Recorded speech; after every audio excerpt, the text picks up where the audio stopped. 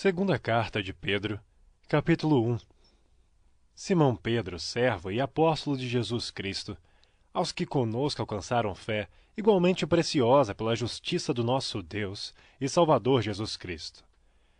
Graça e paz vos sejam multiplicadas pelo conhecimento de Deus e de Jesus nosso Senhor, visto como seu divino poder nos deu tudo o que diz respeito à vida e piedade, pelo conhecimento daquele que nos chamou pela sua glória e virtude, pelas quais ele nos tem dado grandíssimas e preciosas promessas, para que por elas fiqueis participantes da natureza divina, havendo escapado da corrupção que pela concupiscência há no mundo.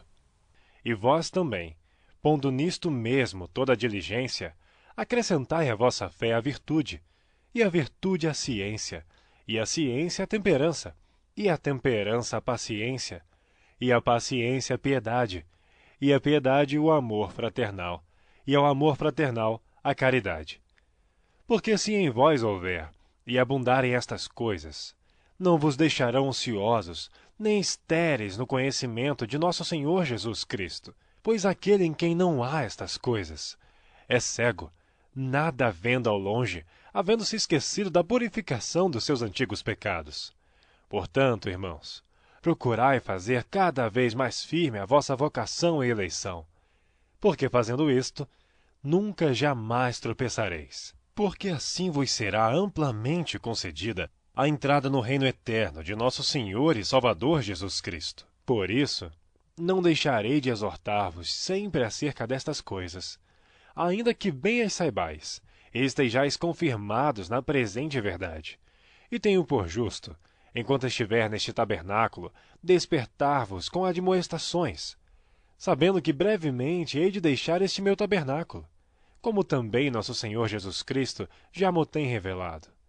Mas também eu procurarei em toda a ocasião que depois da minha morte tenhais lembrança destas coisas, porque não vos fizemos saber a virtude e a vinda de nosso Senhor Jesus Cristo, seguindo fábulas artificialmente compostas, mas nós mesmos vimos a sua majestade, porquanto ele recebeu de Deus Pai honra e glória, quando da magnífica glória lhe foi dirigida a seguinte voz: Este é o meu Filho amado, em quem me tenho comprazido.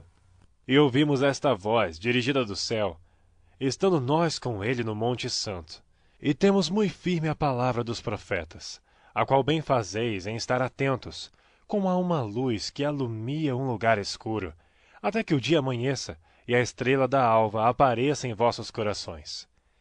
Sabendo primeiramente isto, que nenhuma profecia da Escritura é de particular interpretação, porque a profecia nunca foi produzida por vontade de homem algum, mas os homens santos de Deus falaram inspirados pelo Espírito Santo. Capítulo 2. E também houve entre o povo falsos profetas, como entre vós haverá também falsos doutores, que introduzirão encobertamente heresias de perdição, e negarão o Senhor que os resgatou, trazendo sobre si mesmos repentina perdição. E muitos seguirão as suas dissoluções, pelos quais será blasfemado o caminho da verdade, e por avareza farão de vós negócio com palavras fingidas, sobre os quais já de largo tempo não será tardia a sentença, e a sua perdição não dormita. Porque se Deus não perdoou aos anjos que pecaram, mas havendo-os lançado no inferno, os entregou às cadeias da escuridão, ficando reservados para o juízo, e não perdoou o mundo antigo, mas guardou a Noé, pregoeiro da justiça, com mais 7 pessoas ao trazer o dilúvio sobre o mundo dos ímpios, e condenou à destruição as cidades de Sodoma e Gomorra, reduzindo-as a cinza e pondo-as para exemplo aos que vivessem impiamente. E livrou o justo Ló, enfadado da vida dissoluta dos homens abomináveis. Porque este justo, habitando entre eles, afligia todos os dias a sua alma justa, vendo e ouvindo sobre as suas obras injustas. Assim, sabe o Senhor livrar da tentação os piedosos e reservar os injustos para o dia do juízo, para serem castigados. Mas principalmente aqueles que segundo a carne andam em concupiscências de imundícia, e desprezam as autoridades, atrevidos, obstinados, não receando blasfemar das dignidades, enquanto os anjos, sendo maiores em força e poder, não pronunciam contra eles juízo blasfemo diante do Senhor, mas estes, como animais irracionais, que seguem a natureza, feitos para serem presos e mortos, blasfemando do que não entendem, perecerão na sua corrupção, recebendo o galardão da injustiça, pois que tais homens têm prazer nos deleites cotidianos. Nódoas são eles e máculas, deleitando-se em seus enganos, quando se banqueteiam convosco, tendo os olhos cheios de adultério, e não cessando de pecar, engodando as almas inconstantes, tendo o coração exercitado na avareza, filhos de maldição, os quais, deixando o caminho direito, erraram seguindo o caminho de Balaão, filho de Beor, que amou o prêmio da injustiça, mas teve a repreensão da sua transgressão.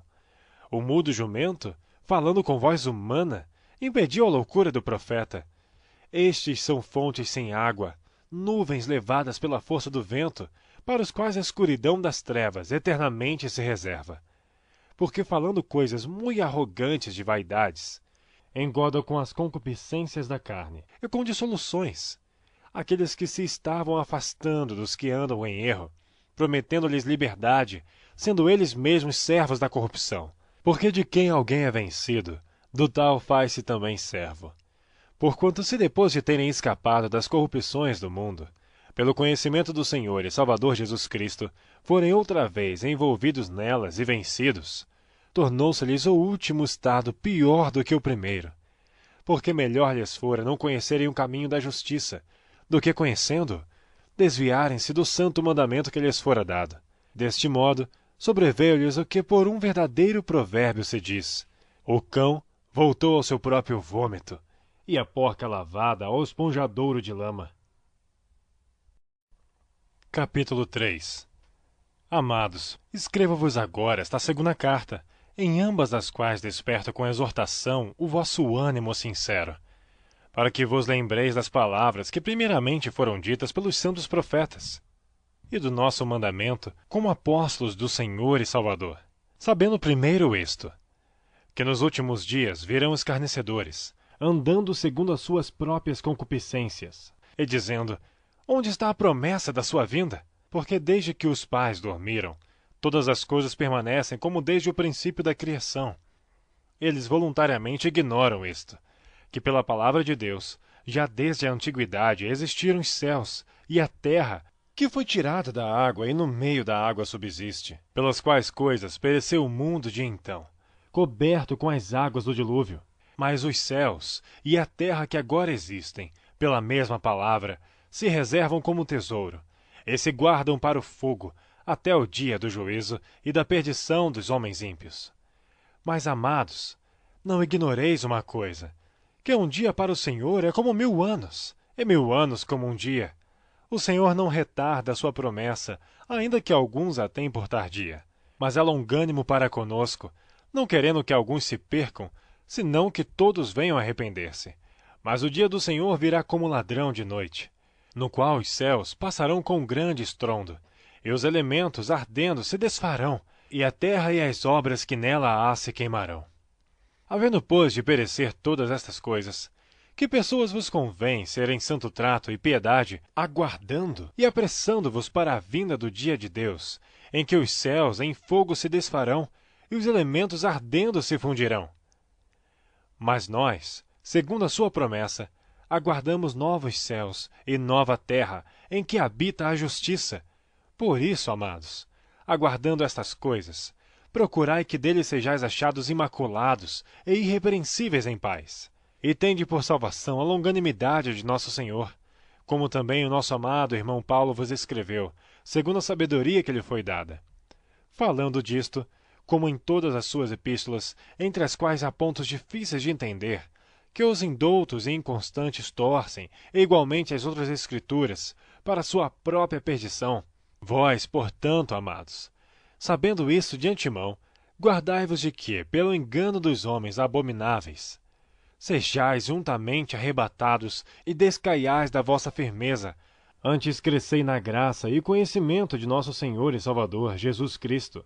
A ele seja dada a glória, assim agora como no dia da eternidade. Amém.